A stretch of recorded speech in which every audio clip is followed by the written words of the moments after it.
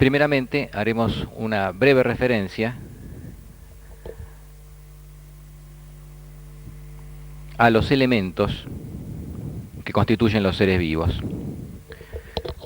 Diremos que estos elementos son los mismos que integran la sustancia orgánica, pero difieren básicamente en las proporciones en que se encuentran.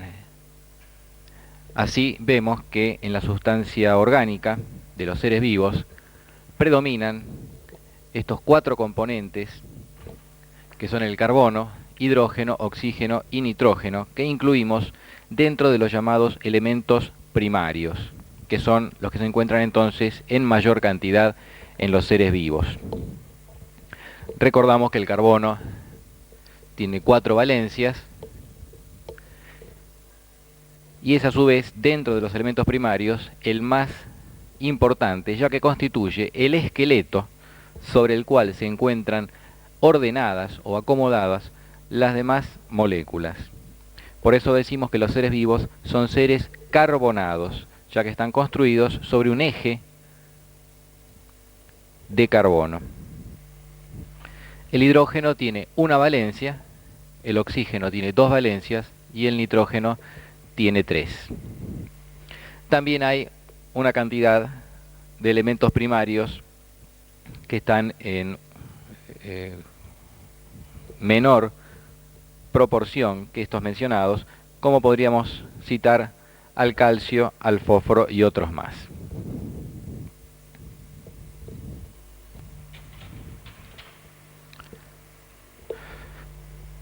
Los llamados elementos secundarios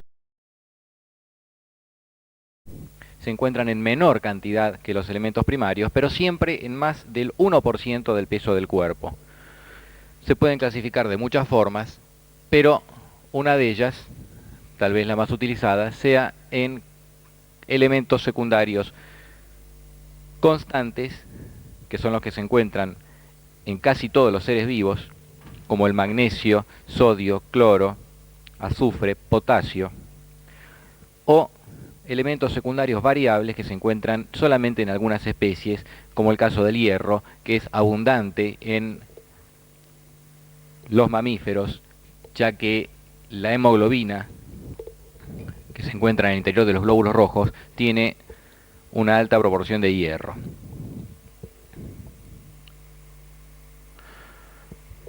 Un tercer grupo de elementos que se encuentran todavía en menor cantidad son los llamados oligoelementos, que están en menos del 1% del peso del cuerpo.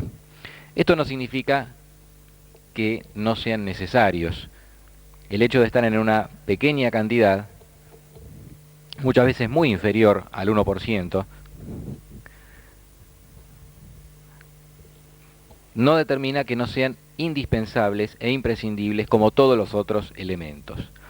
Al mismo tiempo también debemos decir que la cantidad de cada uno de los oligoelementos es precisa y es regulada por el organismo y se mantiene gracias a una correcta alimentación, ya que no es necesario incorporar mayor cantidad de oligoelementos que los que provienen de la alimentación.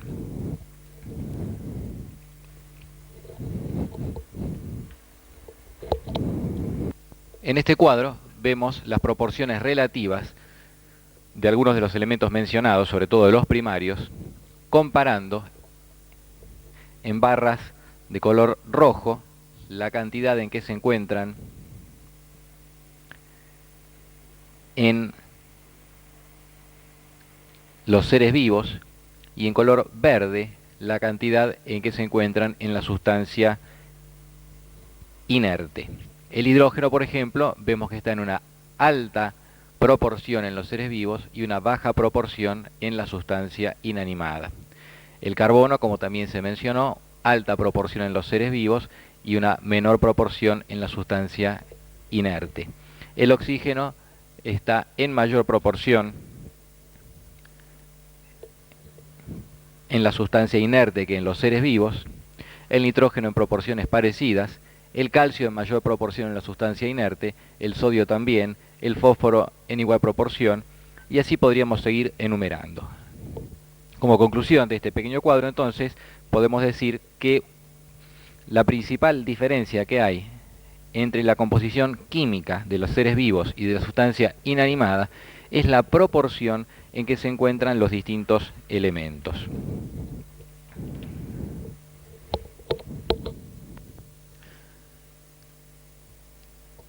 Aquí vemos el porcentaje que ocupa algunas de las sustancias que estamos mencionando dentro del organismo. El agua es el 70% de cualquier ser vivo en promedio. La gran mayoría entonces de cualquier ser vivo es agua. Los iones inorgánicos son un 1%. Los azúcares simples y los precursores de los azúcares también el 1%. Los aminoácidos, que como veremos después son la unidad de las proteínas, menos del 1%. Los nucleótidos, que son la unidad de los ácidos nucleicos, menos del 1%. Los ácidos grasos, que son la unidad de los lípidos, el 1%. Y otra pequeña cantidad, un 0,2%, todo el resto de los demás elementos que podríamos mencionar. Mientras que las llamadas macromoléculas, que son las proteínas, los ácidos nucleicos, los polisacáridos o azúcares complejos, y también los lípidos complejos, ocupan el 26% restante. Entonces tenemos aquí que cualquier ser vivo, en términos generales, tiene 7 partes de agua, y casi el resto es todo macromoléculas, proteínas, ácidos nucleicos, azúcares complejos y lípidos. Mientras que hay un pequeño porcentaje que suma un 4% con todos los demás elementos químicos.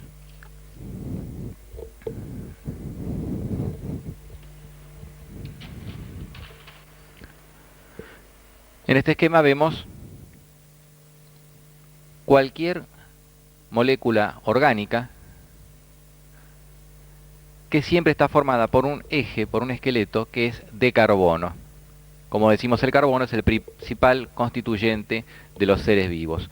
El carbono con sus 4 valencias, tomamos cualquiera y vemos que tiene 4 valencias,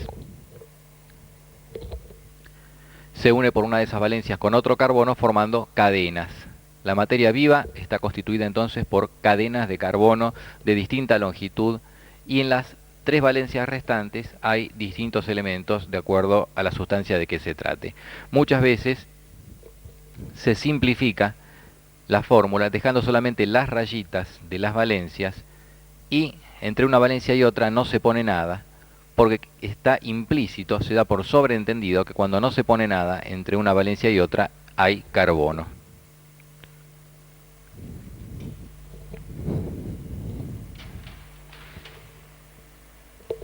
El carbono que forman los seres vivos es el mismo carbono que constituye la sustancia inerte, como por ejemplo los diamantes, que son carbono puro, o el carbón.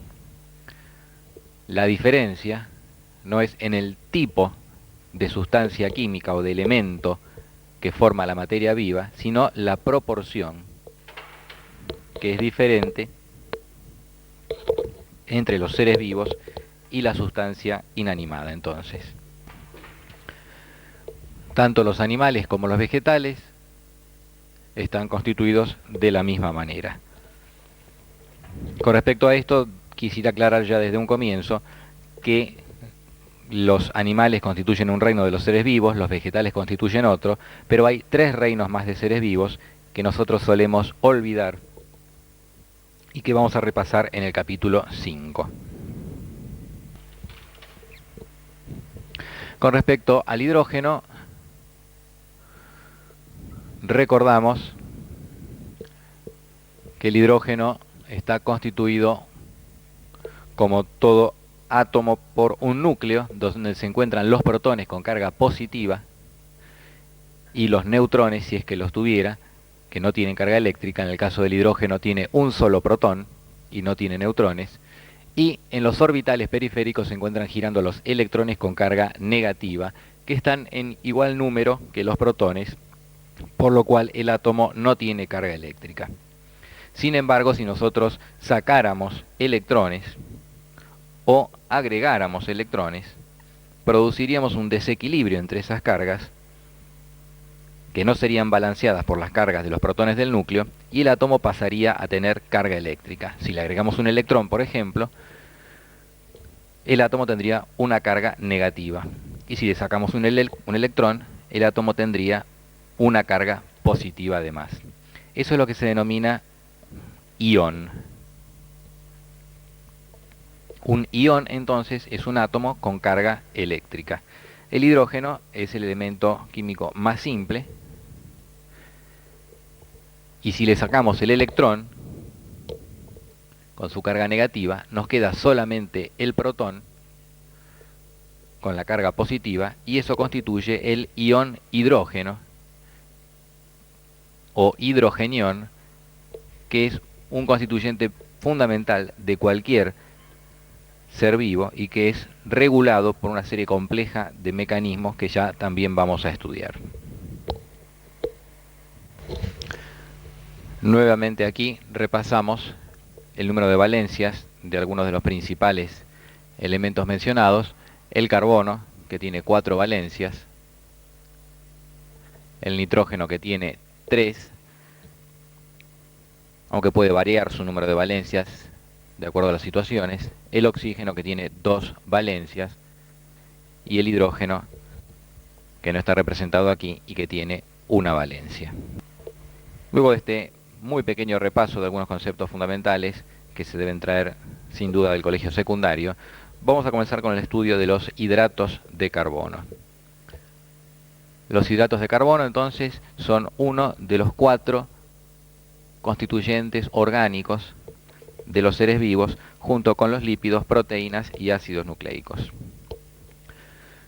Si nosotros observamos, como en este dibujo, un hidrato de carbono complejo o azúcar complejo, que también se llama polisacárido, nos encontramos con que es una cadena ramificada de unidades más simples que se repiten y que se denominan monosacáridos o azúcares simples. Cada uno de esos monosacáridos, si nosotros lo ampliamos y vemos su fórmula química, nos encontramos con que es una cadena de carbonos unidos entre sí, con la característica de que esos carbonos se unen formando un anillo cerrado, lo que determina que el monosacárido tenga esta forma geométrica o alguna otra de acuerdo al número de carbonos, como ya vamos a mencionar también. Por lo pronto entonces vemos que los hidratos de carbono pueden ser simples o complejos. Los simples, cada uno de estos, se llama monosacárido, y los complejos resultan de la unión de muchos monosacáridos y se denominan polisacáridos, formando cadenas ramificadas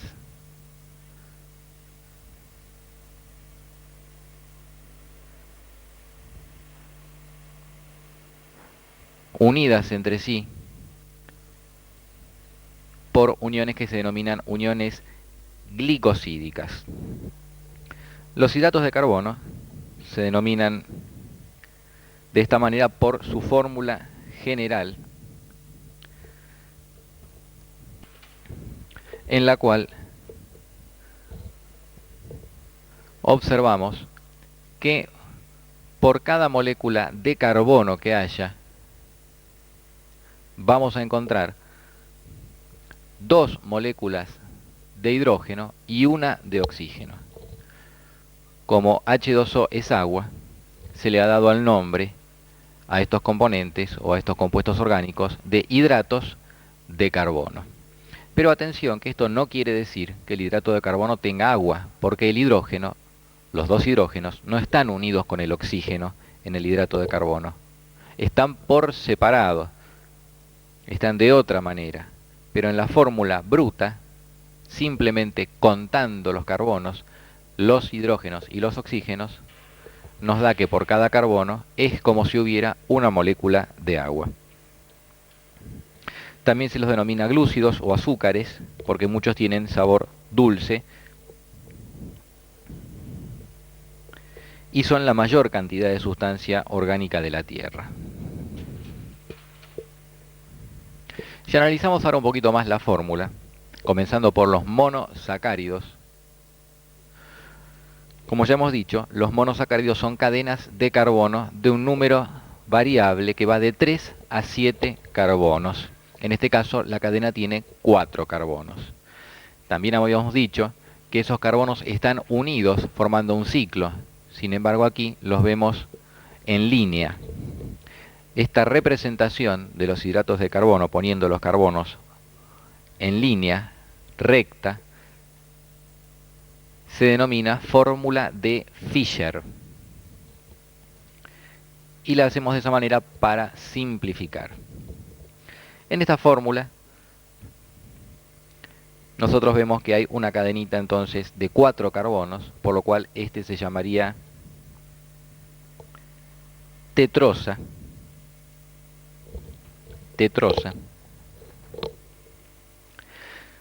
Lo ponemos como ejemplo de cualquiera de los otros monosacáridos que ya vamos a mencionar.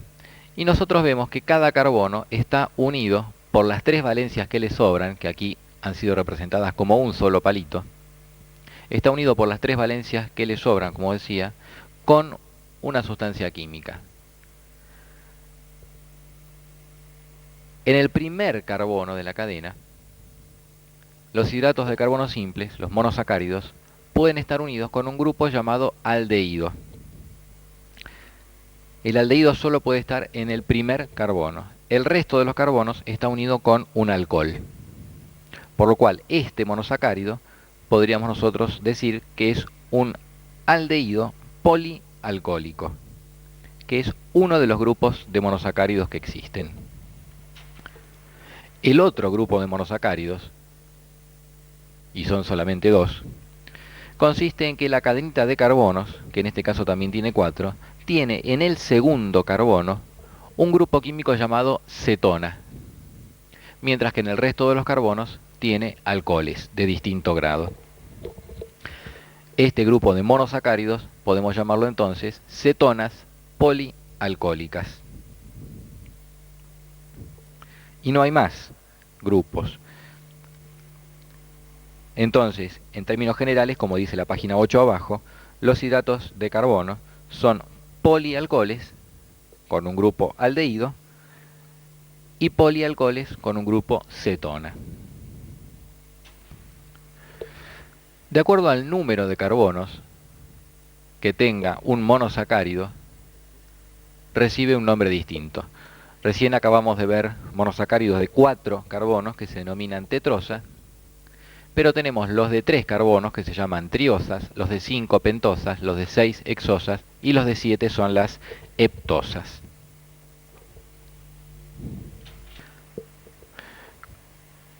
Nuevamente tenemos aquí un ejemplo de un monosacárido, en este caso de 6 carbonos. El carbono 1 tiene un grupo aldehído, luego lo vamos a ver en otro esquema,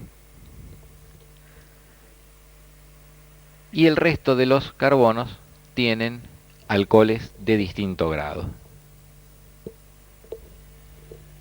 Como tiene 6 carbonos, estamos aquí en presencia de una hexosa, y como tiene grupo aldehído en el carbono 1, es una aldohexosa. Aquí vemos nuevamente que hay entonces 2 grupos de monosacáridos que son las aldosas, las que tienen grupo aldehído, que pueden ser de 3 carbonos, 4, 5, 6 o 7, que no están representadas en esta gráfica. Y el otro grupo es el de las cetosas, que pueden tener 3 carbonos, 4, 5, 6 o 7, que tenemos representado aquí.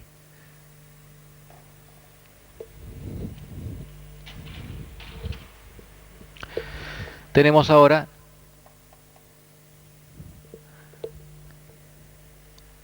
ejemplos de monosacáridos, en este caso de 6 carbonos,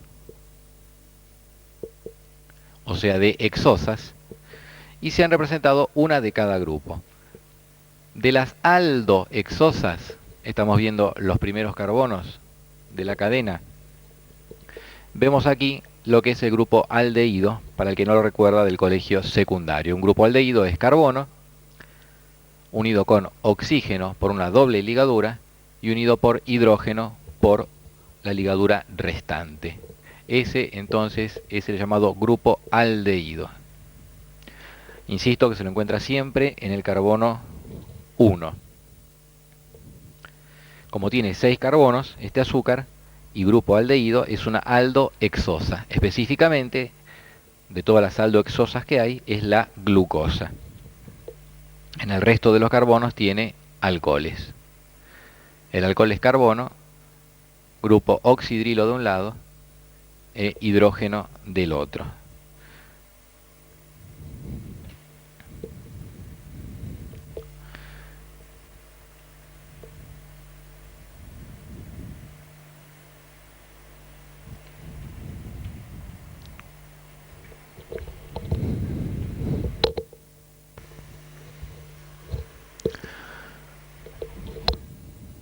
Otro ejemplo de monosacárido, en este caso del grupo de los que tienen cetona, siempre en el carbono 2, nos encontramos con un monosacárido de 6 carbonos, si lo viéramos completo, o sea una hexosa, pero con una cetona, por lo tanto es una cetohexosa.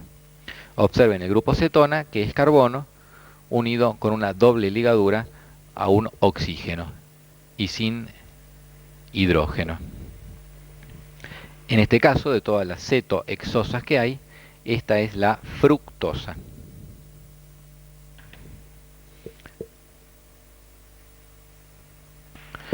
Aquí observamos que estas fórmulas, llamadas de Fischer, como vengo mencionando, si bien son sencillas, no son la fórmula real de los hidratos de carbono, de los monosacáridos, sino que las fórmulas correctas son las llamadas representaciones de Haworth, que aquí vemos en dos variantes, la fórmula completa y la fórmula simplificada, en las cuales se observa que los carbonos se han unido formando un ciclo y determinando una forma geométrica.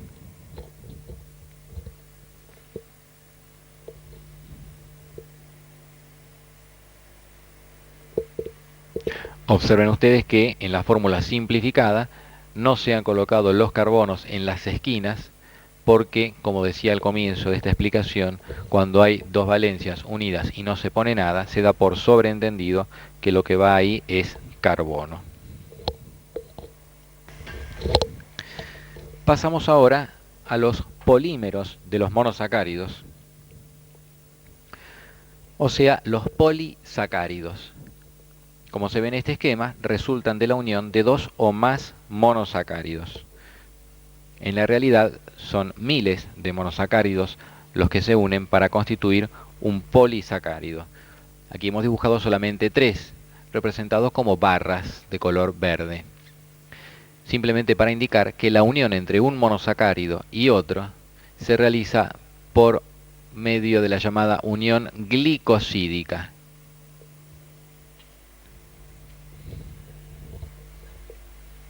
Vamos a analizar ahora con más detalle cómo es la unión glicosídica.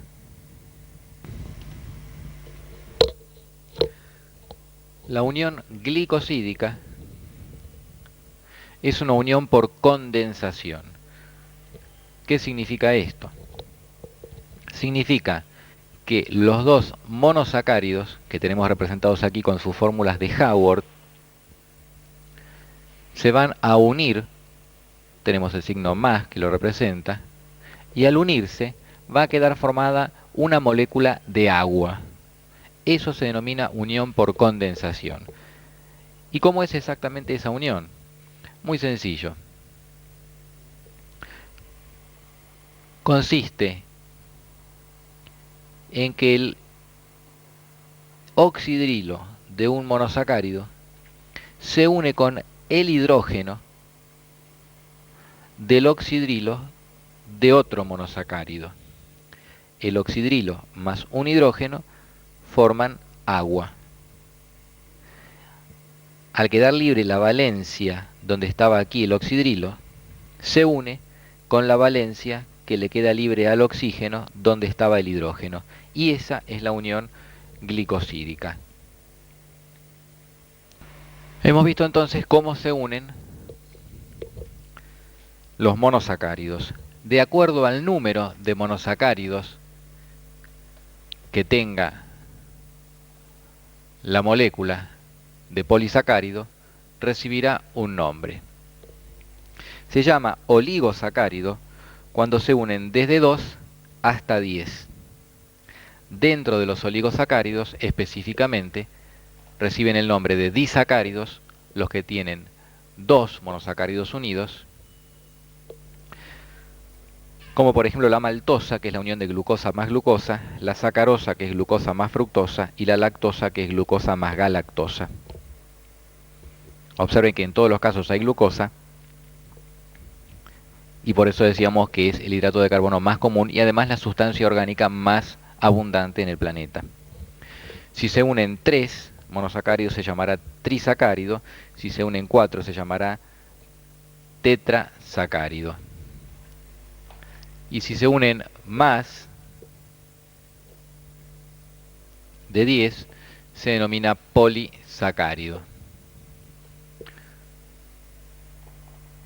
Dentro de los polisacáridos tenemos también ejemplos muy importantes, como la celulosa, que es un polisacárido exclusivamente vegetal, no se encuentra en los animales, y que además el ser humano, cuando la come, no la digiere, porque no tiene las enzimas, los jugos gástricos o digestivos necesarios para degradar a la celulosa. Por lo tanto, cuando se come, cuando se ingiere glucosa, pasa por el estómago sin digerirse, pasa por el intestino sin digerirse y por lo tanto tampoco se absorbe en el intestino, no pasa al interior del cuerpo, sino que atraviesa todo el tubo digestivo y sale formando parte de la materia fecal.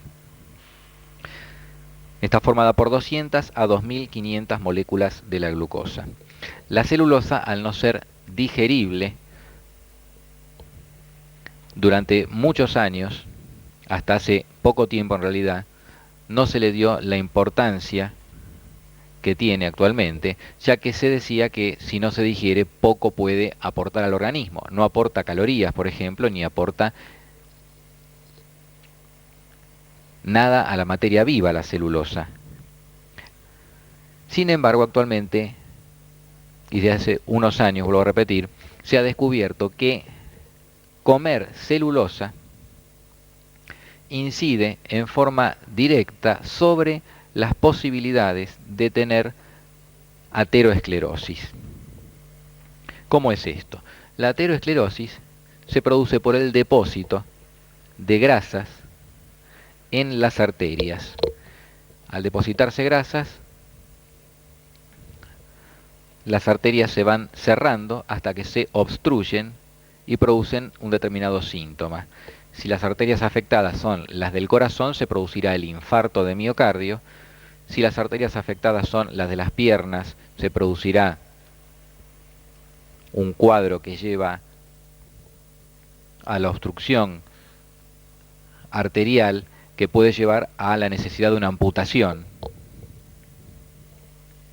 Y si la obstrucción se produce a nivel de las arterias cerebrales en forma paulatina, lleva a la demencia senil, que es lo que habitualmente la gente conoce como ateroesclerosis. Ateroesclerosis en realidad puede ser en cualquier parte del cuerpo.